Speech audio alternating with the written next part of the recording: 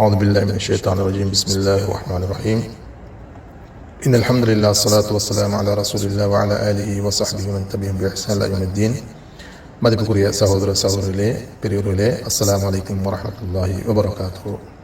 புனித ரமதான் மாதத்தின் முதல் 10 நடுப்பகுதியில் இருக்கும் நிலையில் உங்களோடு சில சிந்தனைகளை பகிர்ந்து கொள்ளலாம் நினைக்கின்றேன். மதிப்புக்குரியவர்களே, ஆங்கிலத்திலே ஒரு பிரபலியமான வாசகம் இருக்கின்றது. Your attitude, not your aptitude, will determine your altitude. அதாவது உங்கள் அறிவுத்திறன் அல்ல, உங்கள் மனப்பாங்கு தான் உங்கள் உயரத்தை நிர்ணயிக்கின்றது, உங்களது கண்ணியத்தை கௌரவத்தை பெற்றுத் தருகின்றது, உங்களது வெற்றியின் சிகரத்தை அடையச் செய்கின்றது என்று அந்த வாசகம் கூறுகின்றது. ஒரு மனிதன் சிறந்த புத்திசாலியாக இருக்கலாம், சிறந்த அறிவாளியாக இருக்கலாம், அல்லது ஒரு மாணவன் அதிக மதிப்பெண்களை பெறுகின்ற மாணவன் இருக்கலாம். ஆனால் அவனிடத்திலே ஒழுக்கம் இல்லையெனில், பொறுமை இல்லையெனில், தன்னடக்கம் இல்லையெனில் அந்த அறிவு அவனை உயரத்துக்கு இட்டுச் செல்லாது. நாங்கள் புனித ரமதான் மாதத்தில் இருக்கின்றோம். இந்த ரமதான் மாதம் அல்லது இந்த நோன்பு ஏன் விதியாக்கப்பட்டது என்பதை அல்லாஹ் தஆலா கூறுகின்ற போது, இந்த நோன்பு மாதம் விதியாக்கப்பட்டது தக்வாவை பெற்றுக்கொள்வதற்காக வேண்டி என்று அந்த குர்ஆன் வசனம் கூறுகின்றது. யா அய்யுஹல்லதீன ஆமனூ குத்திப அலைக்குமுஸ் ஸியாமு கமா குத்திப அலல் லதீன மின் கப்லிக்கும் லஅல்லக்கும் தத்தகூன்.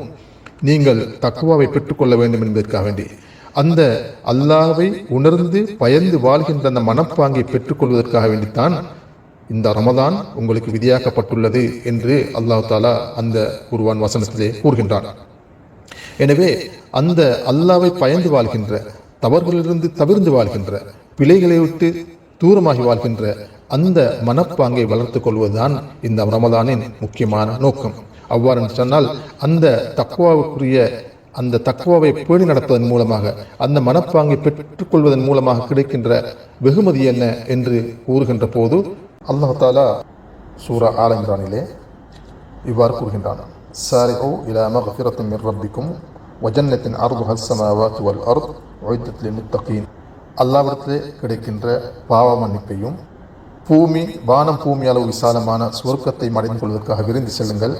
அது முத்தகீன்களுக்காக வேண்டி, தக்வா உடையவர்களுக்காக வேண்டி தயார்படுத்தப்பட்டுள்ளது என்று அல்லாஹ் தஆலா கூறுகின்றான். மேலே கூறிய வசனத்தில் நோன்பு விதியாக்கப்பட்டது தக்வாவை பெற்றுக்கொள்வதற்காக வேண்டி என்றும், அந்த தக்வா உடையவர்களுக்கு உயர்ந்த சொர்க்கமும் அல்லாஹ்வின் திருப்தியும் மக்ஃபிரத்தும் கிடைக்கின்றது என்று 2வது வசனம் கூறுகின்றது. எனவே இந்த தக்வா என்பது இலகுவாக வருவதல்ல, ஒரு மனப்பாங்கு என்பது இலேசாக வருவதல்ல, தொடர்ந்தேர்ச்சியான பயிற்சி அவசியம். அந்த பயிற்சியை தான் இந்த ரமதான் எங்களுக்கு தருகின்றது. நாங்கள் எங்களது நாவை பேணுகின்றோம், எங்களது கோபத்தை நாங்கள் அடக்குகின்றோம், பசியை கட்டுப்படுத்துகின்றோம், தவறான பேச்சுகளிலிருந்து நாங்கள் தவிர்த்து விட்டுகிறோம். எனவே இங்கு இந்த எதிர்பார்க்கப்படுகின்ற அந்த உண்மையான மாற்றம், அந்த உண்மையான மனப்பாங்கு இங்கே உருவாகின்றது. ஒழுக்கம் வளர்கின்றது, நல்ல குணம் வளர்கின்றது, நேர்மை வளர்கின்றது. எனவே அந்த உயர்தரமான அந்த மனப்பாங்கு, அல்லாஹ் எதிர்பார்க்கின்ற அந்த தக்வா இங்கே உருவாகின்றது. சுன்னாவிலே சீராவிலே ஒரு சிறந்த ஒரு சம்பவம் இருக்கின்றது. ரசூல் ஸல்லல்லாஹு அலைஹி வஸல்லம் அவர்கள் ஒரு மனிதனை பார்த்து சொல்கின்றார்கள், இந்த மனிதன் சுவர்க்கத்துக்குரியவர் சொல்கின்றார். 2வது நாளும் அதே மனிதனை பார்த்து அவர் சுவர்க்கத்துக்குரியவர் சொல்கின்றார். 3வது நாளும் அவ்வாறே கூறுகின்றார். இதனை கேட்ட ஒரு சஹாபி அவரை பின்தொடர்ந்து அவரது வீட்டிலே தங்கியிருந்து, இவர் எவ்வாறான இபாதத்தில் ஈடுபடுகின்றார், எவ்வாறான அமல்களை செய்கின்றார் என்று அவர் பின்தொடர்ந்து பார்க்கின்ற போது அவரிடத்திலே எந்த விதமான சிறப்பம்சங்களும், எந்த விதமான இபாதத்துகளிலும் அவர் ஈடுபடுவதாக தெரியவில்லை. இரவு நேர தொழுகையிலோ அல்லது விசேஷமான வேறு இபாதத் திக்ர் ஔராதுகளில் ஈடுபடுவதாக அவருக்கு விளங்கவில்லை. 3 நாட்களுக்கு பிறகு அவர் அந்த மனிதத்தில் கேட்கின்றார், உங்களை ரசூல் ஸல்லல்லாஹு அலைஹி வஸல்லம் அவர்கள் சுவர்க்கவாதியாக கூறினார்கள், அடையாளப்படுத்தினார்கள்.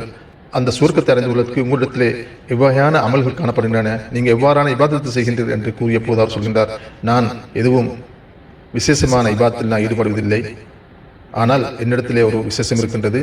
நான் ஒவ்வொரு நாளும் இரவில் உறக்கத்துக்கு செல்கின்ற போது யாரை பற்றியும், எந்த மனிதனை பற்றியும் தவறான எண்ணத்துடன் நான் உறங்குவதில்லை.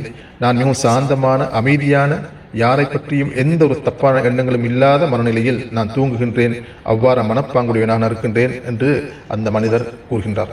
எனவே ஒருவரின் மனப்பாங்கு, தக்வா என்கின்ற அந்த அல்லாஹ்வை பயந்து வாழ்கின்ற அந்த மனப்பாங்கு ஒருவனத்தில் இருக்குமா இருந்தால், அந்த மனப்பாங்கு அவனை சுவர்க்கத்தை அடைந்து கொள்வதற்கான அந்த அல்டிமேட் சக்சஸ், அந்த ஆல்டிடியூட் சொல்கின்ற அந்த உயர்வை அடைந்து கொள்வதற்கு இந்த தக்வா, இந்த மனப்பாங்கு வழிவகுக்கின்றது.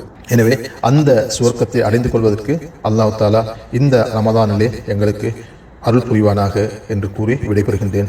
வாஹிரு தஅவானா அனில் ஹம்துலில்லாஹி ரப்பில் ஆலமீன். வஸ்ஸலாமு அலைக்கும் வரஹ்மத்துல்லாஹி வபரகாத்துஹு.